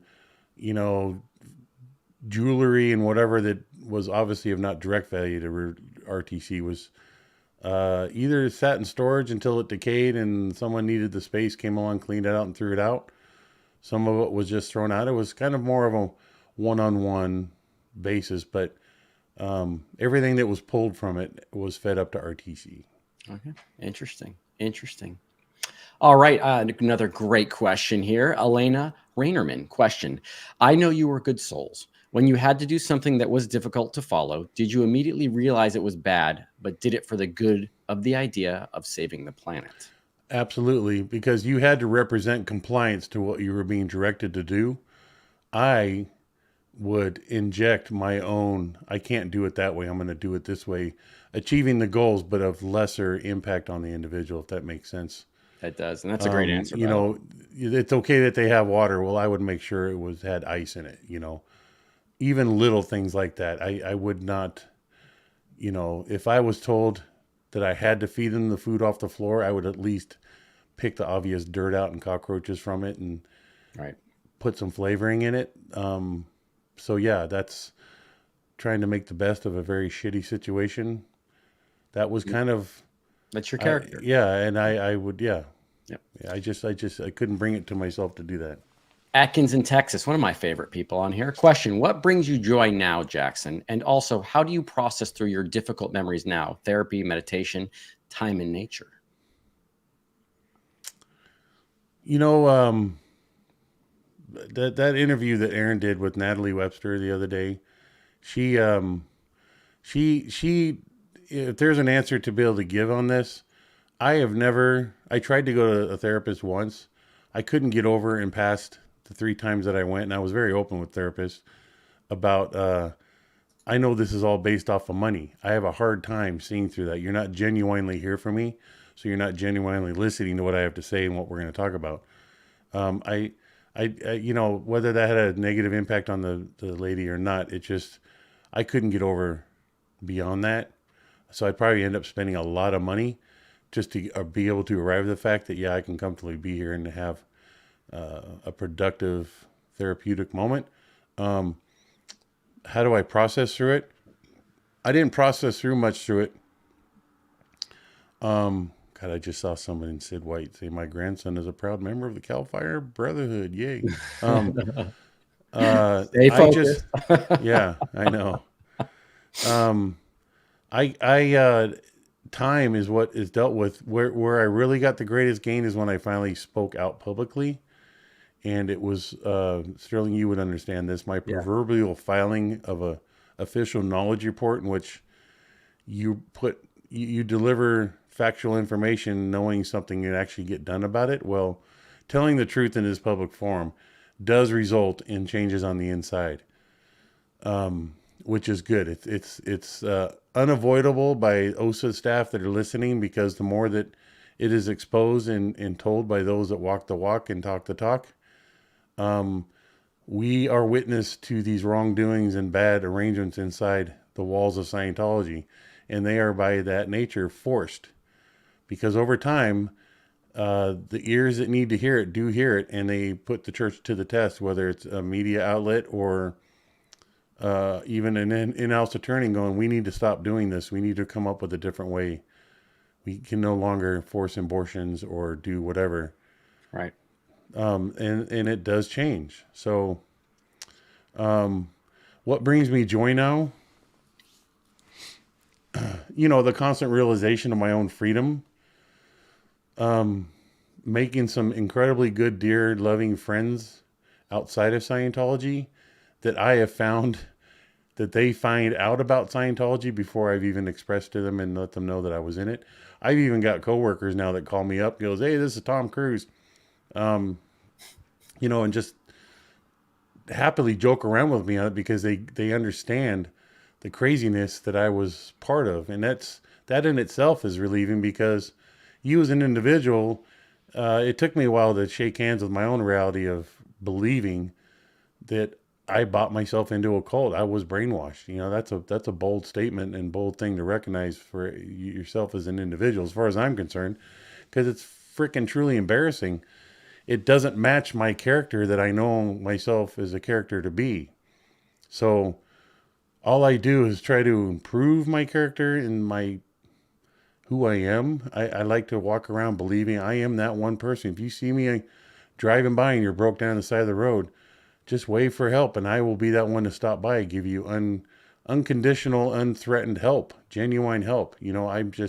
That's who I like to believe myself to be. There are people on this earth, and I represent those classes and character type of people. And, I have good friends that share the same reality and belief, Sterling being one of them, you little punk ass. And that's Jackson's affectionate way of saying he loves me. Yeah. In fact, I think that's how every phone conversation we start off. I know. Starts off with something along What's up, those punk? lines. I think I call you the big goof. Yeah. And you call me that.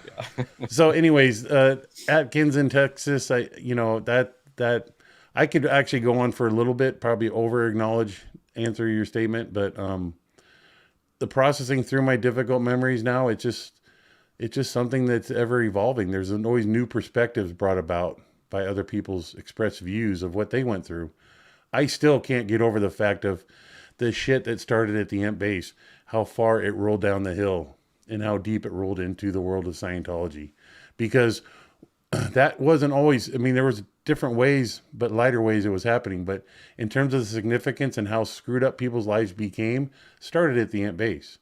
Right. I just feel that I witnessed that, me and us others, and it's terrible to see how deep it went. And, I've even had discussions with people that were those people at the very end of that long, long path, that somehow, I had something to do with that arriving at their doorstep and that life experience. For even like Reese, she tells her stories. I'm like, that toxicity that she was forced to live as a young child, and that freedom that asshole did of flinging and hitting her with that fax machine. Yeah. That freedom of ability to do that without fear of getting in trouble was something that started at the Imp base. Yes, it did. And it rolled all the way down to that, resulting in Reese having this terrible, forever life-changing. I feel partly responsible for that, and that's just this constant. I don't hold myself responsible for it. I just realized that I had something to do with that, Right. and curating that, and supporting this wicked asshole we all know to be David frickin' Miscavige. And anyways, that's No, my answer. I get what you're saying, and thank you so much. And you know, we've talked about that Yeah. previously in this particular interview, that you were doing your job, and yes, any one of us at any time could have said, if we just stood up to David Miscavige at one point, and we could have possibly stopped it, and that may even be wishful thinking. But look, it's just amazing. Again, it's amazing how, Jackson, from your position, you can leave Scientology and the Sea Org, and if you talk to pretty much anyone that was there with you, they're not going to have something bad to say about you. So in its own sense, it appalls me that the shit that's that a I did little to bit of people. you doing what you could, because you could Yeah. have more easily been a complete prick than been a nice person. It would have been an easier path for you to be mean and nasty, but you chose to be a nice person. So that alone is something you did do to try to change that, in my opinion. Next question. How about this one? Blackmail MX. Blackmail. Thank you for the $50 Mexican, I guess. Was Jackson a firefighter first and then a Scientologist? Nope. Through the graciousness, well, in my soul, I was, because I will never forget sitting on the corner in Diamond Bar, California, the summer of 70 something, waiting to get picked up before I joined the Sea Org, but waiting to get picked up by my coach to go to baseball practice, having that soul rattling, shaking hands with my soul realization of what I wanted to do in life, not for anything other than that was my desire, and that was to be a firefighter. Having had that realization at that age, I wasn't even aware, nor would have been capable of pursuing a firefighter path, but it wouldn't have stopped me from hanging out the firehouse like I did. But being thrown into the Scientology and then accelerated to the upper echelons of the Sea Organization, I didn't even realize that was not a possibility. But through my efforts of helping local people, because we were in a remote area and we were constantly, people were rolling up to the booth, constantly asking for help on somebody who rolled their vehicle down the road and was in an accident. We go down there, and we just, by the nature of it, became interactive with the local fire department. And the captain one day said, "Hey, why don't you become a volunteer firefighter?" And I was like, ding, ding, ding, ding, ding. And that was back in 1985. And I told Shelly about it, because when we have local fires off in the distance, in Sterling, you're probably familiar with seeing a header off in the distance. Oh, yeah. Shelly would send me and Kenny Siebold off to go help, because Shelly had a deep-seated passion to help the local community, and especially under emergency conditions. She would give up her staff, me and Kenny, and yell at us for wondering why we hadn't already left to go out there to help. And I told her about this volunteer program, and she, out of her mouth, said, "You have carte blanche to be a volunteer firefighter, Riverside County Fire." And I was like, "This is so bitching." And she said, in fact, you get other staff who are interested. You know, she, of course, paid concern towards the value of their position. You don't want to pick a church exec, but somebody who could afford stepping away to respond to a local emergency for a couple hours or two, and then come back to their job. And the resulting effect was increased PR area control and a better image for the property. But nonetheless, I know Shelly was feeding into her desire of, in being in her position, to build to, this is a solution for her to help the local community. And I gobbled it up. I ate that up so much. I almost went to the Yellowstone fires when Yellowstone was on fire. I was literally showed up to the firehouse 10 minutes too late. The crew already left, and I would have been gone. And Pick I would have me. had, huh? Pick me. You Yeah. would've been there. Well, no, it's not pick me. It's just I was in a position to have responded, and if I can get in that engine, I would have gone. And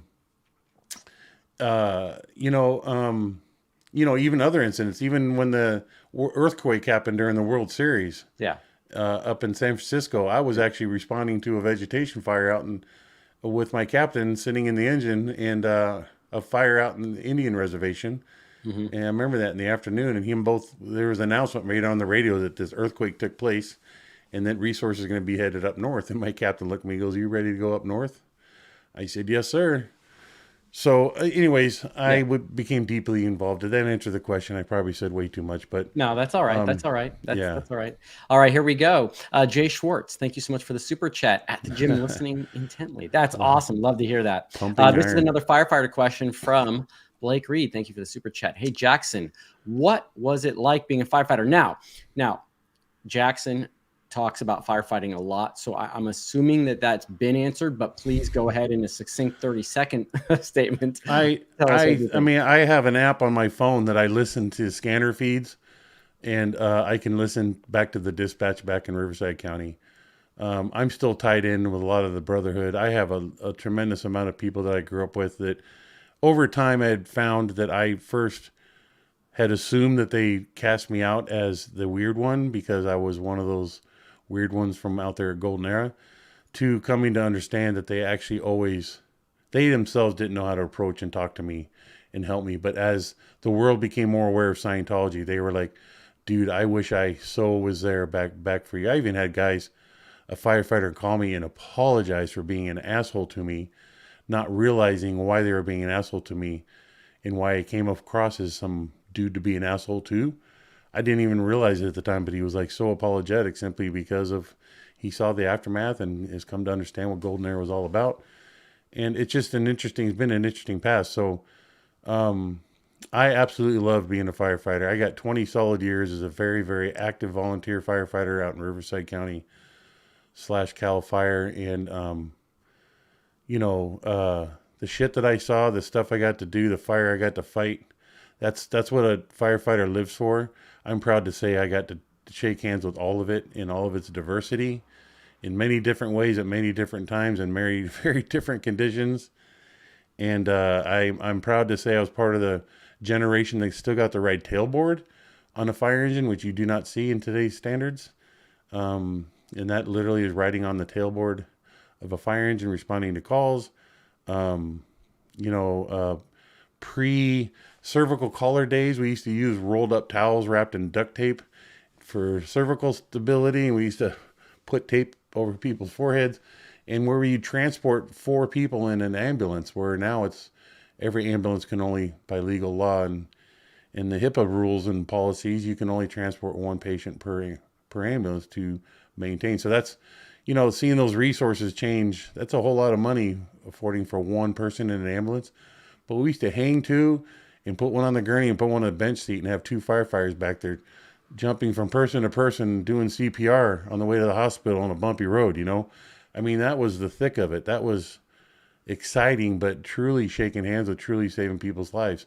And I absolutely loved it. And the friends I had from it, I mean, is this my babbling an answer to your question? No, it's not babbling. What I'm seeing is your heartfelt explanation of something that you're truly loved it. passionate about, which I love, which is why I didn't cut you off or stop you. I consider it a beautiful art to be able to learn how to be a firefighter. And no, and you truly have a passion for it. And I think that's one of the most amazing things about you, because that's a position that helps other people. And I know I've known that about you for years. It's an incredible life experience to be able to do that. So anyways. And you know what? I knew Jackson, we were playing with fire and I'm now frozen. Well, I think you're going to unfreeze because your audio is still clear. No, the audio always stays on. Always stays on. People have told me now it may be a Chrome buffering issue or a memory issue, but I've never had it happen. I don't know why it doesn't happen with me. I use the same shit you do, right? Who knows? I just got to check it out. Maybe there's Please don't let this be the reason we come to an end, because I want to actually answer people's questions. Just so you know, we had no more questions. We had one more thing from Pause for Andrea. Oh, and I might come back in a second here. Let's see. There I am. Yay! There we go. Yeah. Okay. Good. So you learned how to quickly schedule for game night. I can't believe it came back. Yeah. Hey. Well, maybe we just realized how simple it is to resolve it. No. Sometimes it does. Sometimes it doesn't. It just flashed back. But you know what, Jackson? Thank you so much for being here today. I wanted to. I think we should do another interview, and I think it should be very topical. I would love to maybe discuss some theories about how different scenarios would have played out had we done something different that time, and just have a good time chatting about what may have occurred. I think you'd be the perfect person to do that with. Sure. And I'll text you or email you about some ideas for that. But before we also go, I would like just to remind everybody that Ohtani is now a Dodger. He's an official Los Angeles Dodger. He is now a Dodger, folks. Thank you so much for that. And the $700 million that the Dodgers spent on him. God, I hope it's worth it in the end. Reminder, Isn't there a guys, point in which there's so much money? I mean, Sterling. I mean, what the frickety frack? Who needs $700 million? I know. Well, I do. Dude. But I know it's pretty ridiculous considering also that. I mean, I'm sure there's some stipulations in his contract, but what if he gets injured at the beginning of next season? I mean, I just know. talk about. Well, yeah, they always build that in, but God, I wouldn't ask for $700 million. I'd ask for, my favorite flavor of Gatorade, or making sure I always, Guys, everywhere I go, I would take advantage of that kind of stuff. That's $700 million, not including endorsements. Can you imagine the endorsements? Yeah, the endorsements are just crazy. Because baseball is not really an international sport. People say it is, but it's not really international except for in Japan and Korea. Well, the Toronto Blue Jays makes it international. Oh, come now, North America. I'm just saying, just by that. I know. But here's what's crazy: because he is from Japan, it does make it more international. Yeah, and just the endorsements and this guy's going to make now playing in a major market team. It is insane the amount of money that's going to be rolling in for him. His agent's probably the one asking for 700. Well, of course. Yeah, and after taxes, et cetera, whatever, it's still an unbelievable amount of money. But I'm just happy he's on the Dodgers. I hope it makes a difference. Jackson, before we check out, is there anything else you'd like to say? Purple Groovy here threw a question out there. Do you ever laugh at how much taller you were over little Davey and he had to look up to you? Secretly, yeah, it was strange standing there looking down at him. And it was, I mean, that's just human nature. I mean, it just, we make fun of it now because we can, because Dave is the one human being on this earth that is completely open season to anything and everything negative. Where I would say and do things that I normally wouldn't to any other human being on the face of earth. But Dave's height was, it was kind of overridden by his demeanor and just his makeup. I don't know. It was a distraction. And that's where I came up with this Apple Box boy, because Sterling, you may remember when we'd all stand at attention in MCI, when he'd come in and we hear that moment of silence and all you would hear is these footsteps. Yeah, you couldn't see him down the center. You could not see him walking down. And then you would hear the final clump clump up there at the podium, and that was him stepping up onto the Apple Box. Yeah. And so he could be seen over the microphone. But he had one of those at the Shrine Auditorium also. But anyways, his height thing is, it was an initial distraction, but it just was something that, I mean, he used to walk down to the booth in a robe with flip-flops and a cup of coffee. And, really? Back in the early days, he said randomly, he would just show up on an early Sunday morning when it was all peacefully quiet just to come down to see what was up. Yeah. Like literally is a guy asking another guy what's going on. And he would come there to enjoy. I don't know. That was a much earlier time that he became a really wicked asshole. But right. There were times, and he did that at least a few times, and I was always there on watch when he'd show up for some reason. Anyways. No, I get what you're saying. I know, totally. Somebody from Argentina. I know. We had a lot. Hey, everyone that tuned in this morning, thank you so much. Thank you for the very pleasant, sweet comments, for the great questions. Jackson and I hopefully can get on again. Yeah. Since the day I started my channel, Jackson was one of the first people on my list. I'm sorry that it took so long to do this. But we're living life, Sterling. Enjoyable nevertheless. And I think we will definitely do it again if everyone wants to tune back in. Jackson, thank you so much. I don't know if you've seen my outro. I'm going to pop that up now. It's here's another funny thing is just as a side note, because I'm going to say this to make an effort to get there. Yeah. Is Reese constantly expresses how introverting it is, how she feels shy or like when somebody doesn't call her back. I've called that woman, I can't tell you how many times, to try to have a live with her, just because I think it would be fun to have a sit down and chit chat with her. So next time you see her, tell her, I don't know what it is. It makes me feel bad. I'm like, did I say something to piss her off? Because the amount of times I reached out to her, I get 0 responses out of her.